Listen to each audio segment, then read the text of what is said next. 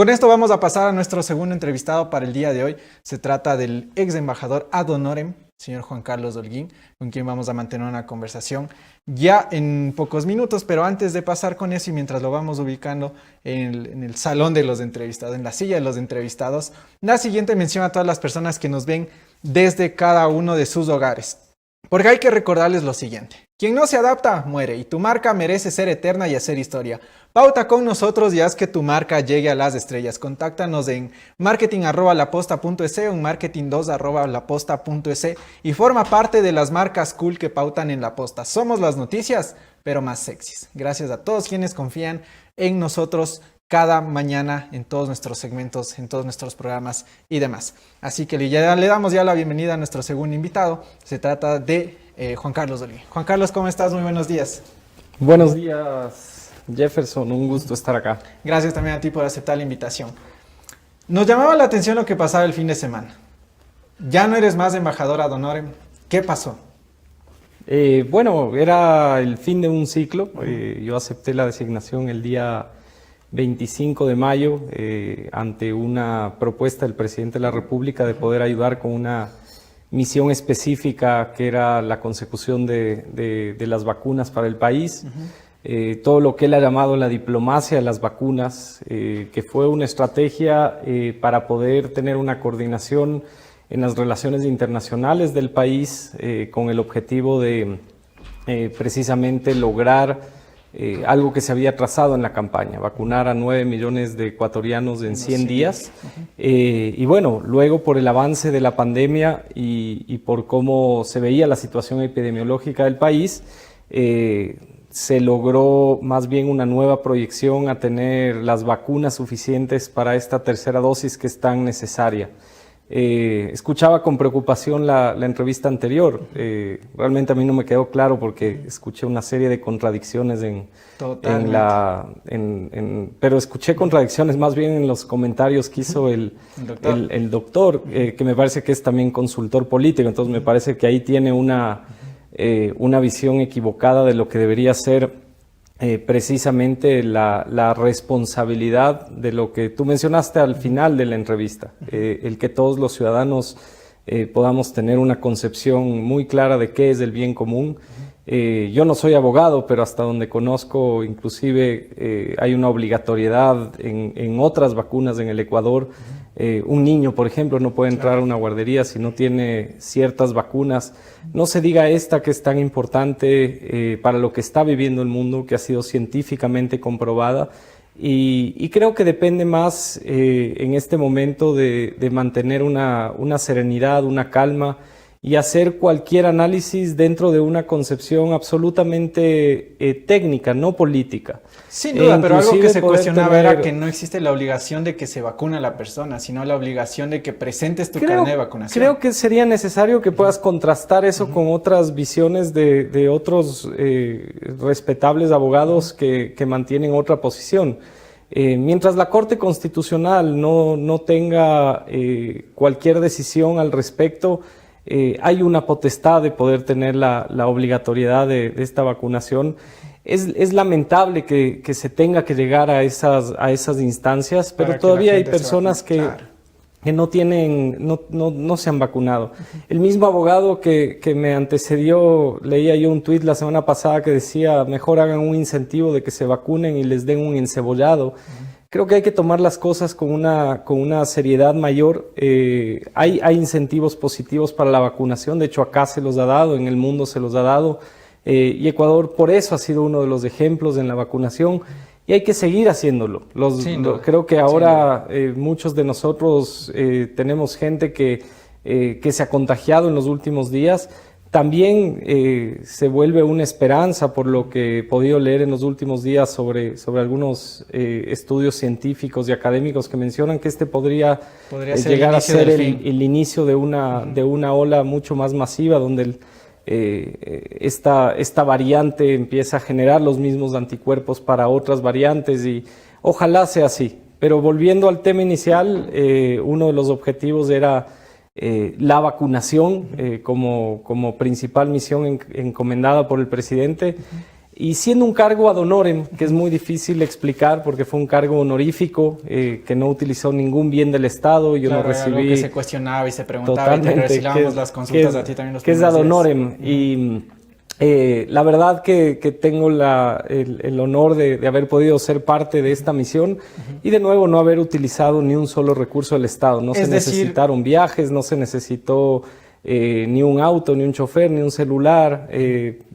La verdad que ha sido una de las experiencias más positivas de mi vida y soy muy agradecido con el presidente Guillermo Lasso de haberme dado esta oportunidad de colaborar con uno de sus proyectos más emblemáticos para el país. Es decir, que la principal función que tenías a cargo era el de gestionar el tema de la vacunación.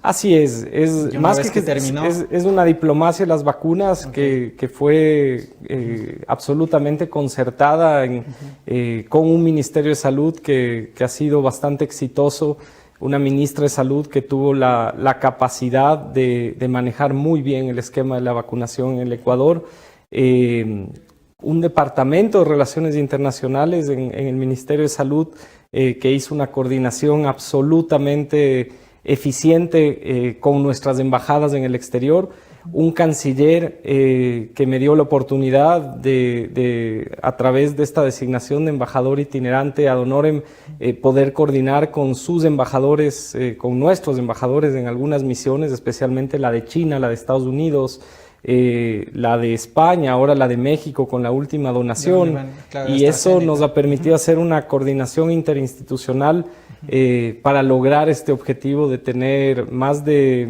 31, 32 millones de vacunas en el Ecuador en apenas 7 meses. Ahora, ¿qué viene para la vida política de Juan Carlos Holguín? He escuchado y hemos hecho también la reportería pertinente acá, que tu salida de la embajada de honor tendría que ver con el posible asumir un cargo en el gobierno más adelante, un cargo ya permanente. ¿Esto va por ahí? Yo siempre he dicho que acompañaré al presidente Lasso donde él determine. ¿Pero qué te ha dicho el presidente? Que ha sido un honor, un gusto y además una experiencia extremadamente positiva ver la manera de gobernar del presidente Lasso.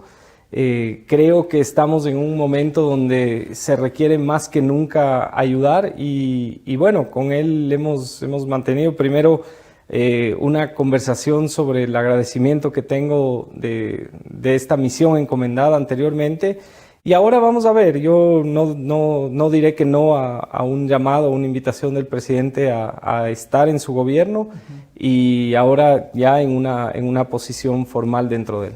Te vamos a ver en las seccionales. ¿Vas a intentar luchar nuevamente por la alcaldía? Uno no puede saber en este momento qué es lo que va a suceder. Creo que en mi caso personal tuve ya la oportunidad de hacer una propuesta por Quito.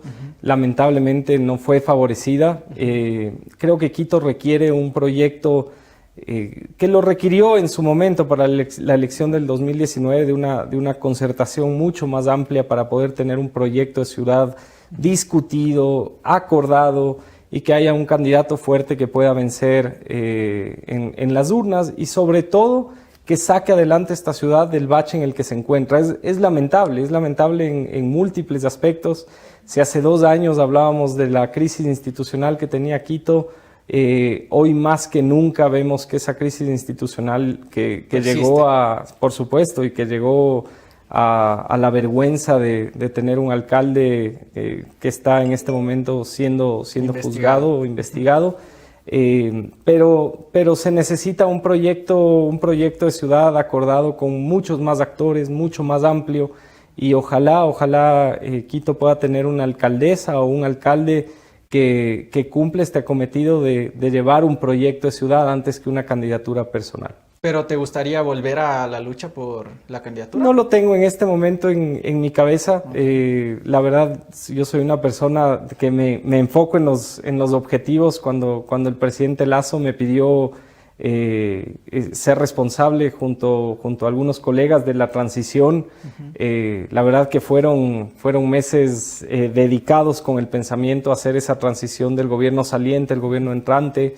Logramos hacer un empalme adecuado de nuestro plan de gobierno allí, fruto de ello en la transición fue también el haber empezado desde el mismo 12 de abril, lunes 12 de abril, las conversaciones de las vacunas.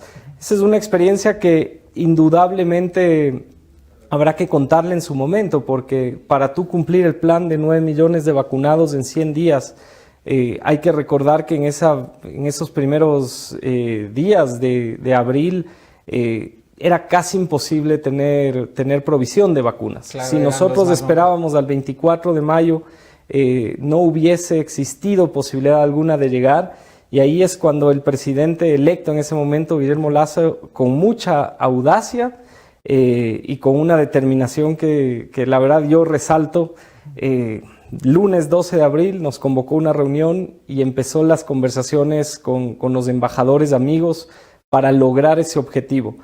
Se consiguió que algunos gobiernos internacionales le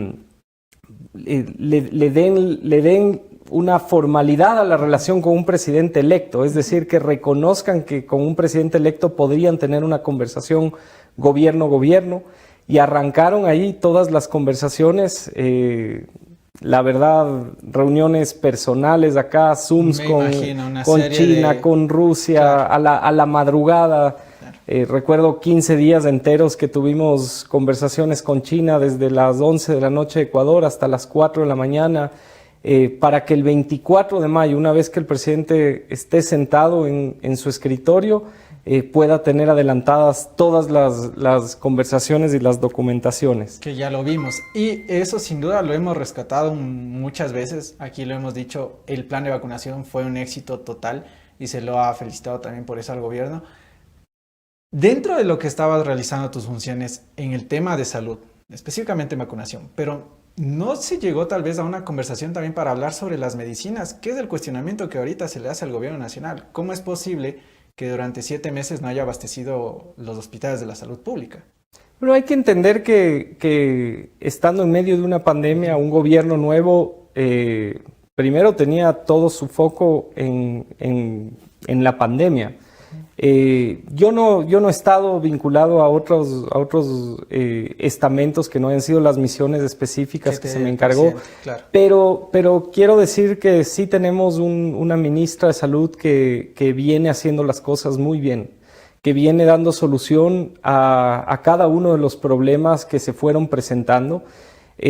Recordemos que lo que vivíamos hace un año atrás no era solamente referente a la pandemia. Hay juicios abiertos, indagaciones fiscales abiertas por tráfico de medicamentos, por venta ilícita de medicamentos. Y cuando llega un gobierno nuevo es importante poder corregir, alertarse y saber específicamente qué es lo que está pasando en cada uno de esas estructuras, que finalmente eran estructuras delincuenciales. Claro. Toma un poco de tiempo. La verdad que en estos casos es donde sí los ciudadanos no pueden tener paciencia, porque hay ciudadanos muriendo. Es indolente pensar como Estado, como gobierno, no poder dar solución a esos problemas, pero creo que los últimos días fueron extremadamente positivos. Todos colaboramos, por ejemplo, en mi caso personal, unos días antes de que finalice el mes de noviembre, pudimos ayudar con lo que habíamos adelantado en conversaciones con organismos multilaterales, con otros gobiernos, para que se pueda dar solución ahora inmediata a este problema. Entiendo que el Ministerio de Salud ha encauzado muy bien el tema de los medicamentos, y creo que es importante que haya un cambio en el modelo de la manera más expedita posible, sobre todo para que exista transparencia, más allá de que tengamos medicamentos y que los ciudadanos puedan tener la tranquilidad de acceder a una salud pública de calidad y acceder a sus medicamentos, especialmente aquellos que están con enfermedades terminales, que haya transparencia en el proceso. Sin duda que se roben con la salud es quizás uno de los actos criminales más graves que puede tener este país. Para el 2022, Juan Carlos, tú eres muy cercano al presidente, has conversado con él seguramente sobre los temas, y hay un par de inquietudes que tengo a propósito de eso. Muchos de los cuestionamientos que se le echa al gobierno nacional es el círculo cercano del gobierno. ¿Quién es del círculo cercano del gobierno? ¿Es Creo o es la democracia popular? Yo creo que el presidente de la República no tiene un círculo cerrado, cercano, como Nadie le se lo tiene está encapsulado. planteando en una pregunta. Al revés, es un presidente que escucha mucho y escucha mucho a distintos especialistas en cada una de las áreas. Y eso es bastante positivo para el país. Puede inclusive llegar a ser negativo en un aspecto donde tú empiezas a oír a múltiples personas y no sigues una línea, pero no es el caso del presidente Lasso. Creo que más allá de lo que hemos visto con varios intentos de desestabilización en apenas 6 o 7 meses, más allá de lo que hemos visto en los últimos 60 días de intentos de críticas absolutas por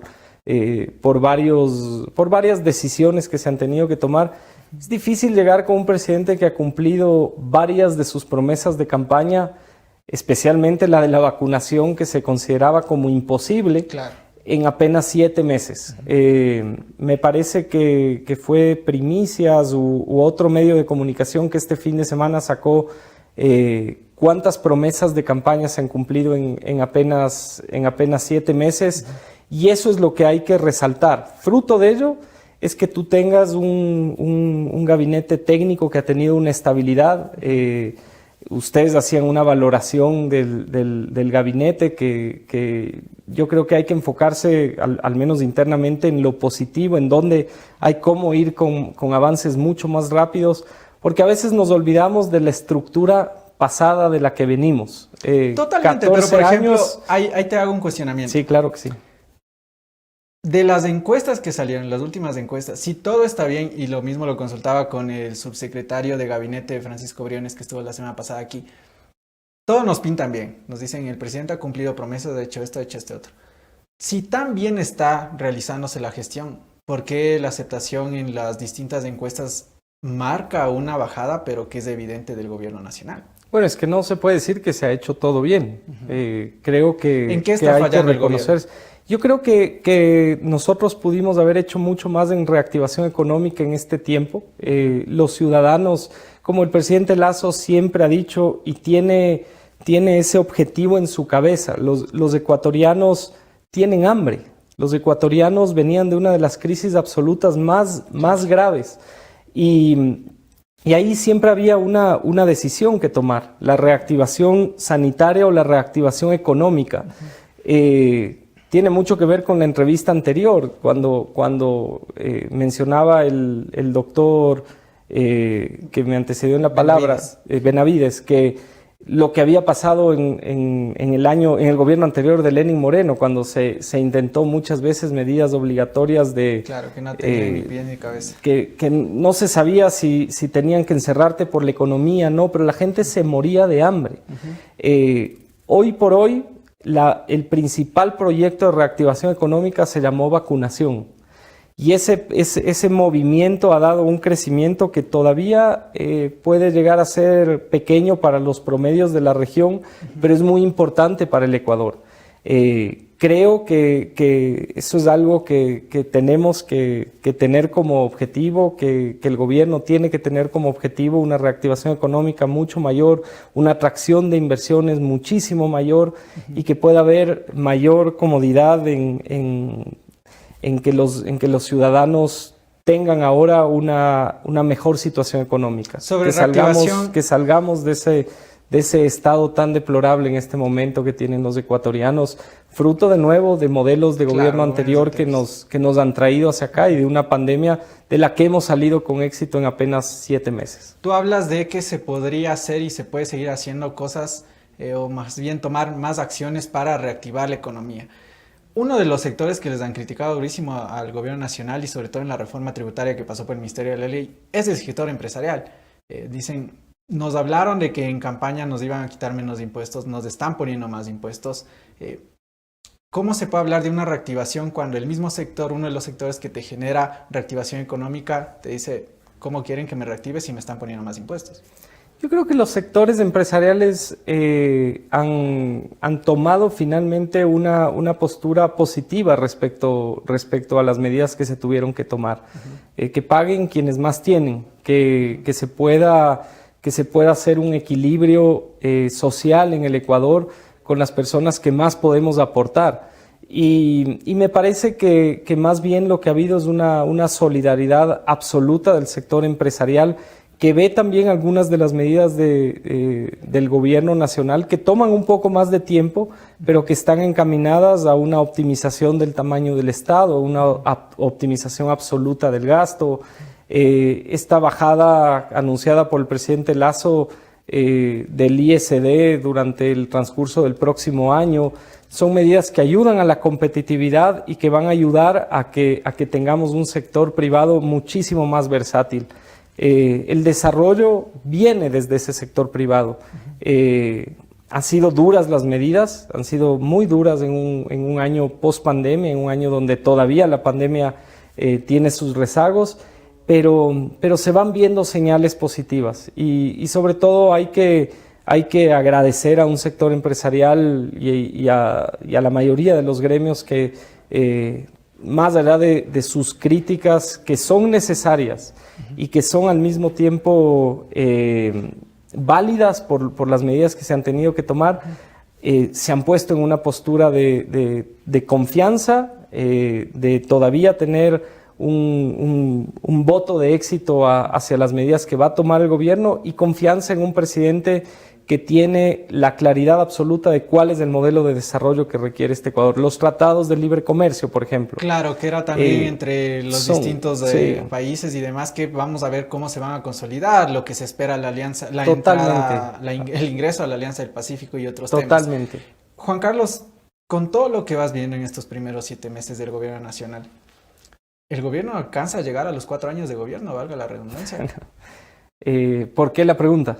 Por todos los cuestionamientos que hay alrededor. Yo no he visto cuestionamientos... pero existen. No, lo que hay es intentos de desestabilización de algunos sectores que la verdad quieren recuperar el poder a la fuerza. Y eso no se va a dar, eso no se va a dar. El Ecuador tomó una opción democrática, el Ecuador ha dado un voto de confianza a un gobierno que yo estoy seguro en pocos meses va a poder demostrar, así como demostró en la vacunación, que hay una inercia positiva para el desarrollo de quienes más lo necesitan en el país. Hay una visión absolutamente preferente por las personas que más necesitan y creo que eso se va a ir sintiendo en el camino de a poco. Por lo cual yo creo que pronto aquellos intentos desestabilizadores quedarán como tal y la misma ciudadanía se encargará de poder mostrarles en sus propios límites a quienes han intentado negativamente para nuestro país y para nuestra democracia caotizar la situación. Como para ir cerrando y siempre agradeciéndote por tu tiempo, Juan Carlos, de lo último que pudiste conocer, de lo último que pudiste conversar en el gobierno nacional, ¿se vienen cambios en el gabinete para el próximo año? Desconozco absolutamente, no soy la persona autorizada para dar una opinión o una respuesta sobre el tema, pero como decía antes, creo que tenemos un presidente con un modelo de administración sin intermediarios, que es algo muy positivo. Hemos estado acostumbrados a modelos de gestión donde muchas veces el presidente sí ha estado encapsulado o era demasiado personalista, pero aún así requería una serie de intermediarios, superministros, coordinadores. Aquí tenemos un presidente que por su estilo de administración, por su experiencia en administración privada antes y ahora en lo público, tiene un gabinete con el que trabaja en una relación profundamente directa. Confía 100% en y su gabinete. eso es muy positivo, porque hay un buen gabinete y cada uno de los aspectos que requiere la política pública de este país va a estar bien atendido. Por lo tanto, como decía antes, yo soy una persona muy optimista de lo que se viene y sobre todo que más allá de que es un gobierno que tiene mucho que corregir, ha logrado cumplir cosas que parecían imposibles en los primeros 7 meses. Con Hay lo que que se seguir espera el así, próximo año. rectificando lo que se tenga que rectificar y optimizando y profundizando las cosas positivas que pueden tener éxito mucho más pronto. Con lo que comentaste, de lo que se viene el próximo año, del trabajo que dejaste haciendo, de todas las bases que tal vez pudiste lograr dentro del gobierno nacional, en ese sentido, ¿qué le espera al país? Sobre todo, ¿qué le espera al gobierno en el 2022? ¿Qué podemos esperar los ciudadanos del presidente Guillermo Lasso para el otro año? El presidente Lasso presentó un plan de gobierno para 4 años que tiene varios objetivos, pero uno muy importante es esa reactivación económica. Creo que los ecuatorianos tenemos que estar positivos en que mejores días van a venir en ese aspecto especialmente. Los tratados de libre comercio empezarán su consecución este año. La Alianza del Pacífico dentro del primer semestre ojalá sea una realidad para el país conforme eran las previsiones del presidente Lasso. Y eso va a traer noticias buenas para el país y temas palpables. ¿Los tratados de libre comercio te refieres al de México para requisito? Al tratado bilateral con México como requisito previo a la entrada a la Alianza del Pacífico, pero después el presidente ha hablado de 10 tratados de libre comercio con 10 economías potentes del mundo. ¿Cuáles son? Son varias, dentro de ellos está el de China, está el de Canadá, está el de Japón, el de Eurasia. Son tratados de libre comercio necesarios. Es un hito bastante grande pensar que en los siguientes 3 años vas a poder firmar todos estos tratados de libre comercio, pero es un presidente que empezó en el mes de junio con esa estructura, ese cronograma. Así que yo creo que tenemos que pensar en que eso va a transmitirse a temas muchísimo más certeros, palpables aquí en la economía de los ecuatorianos en el día a día.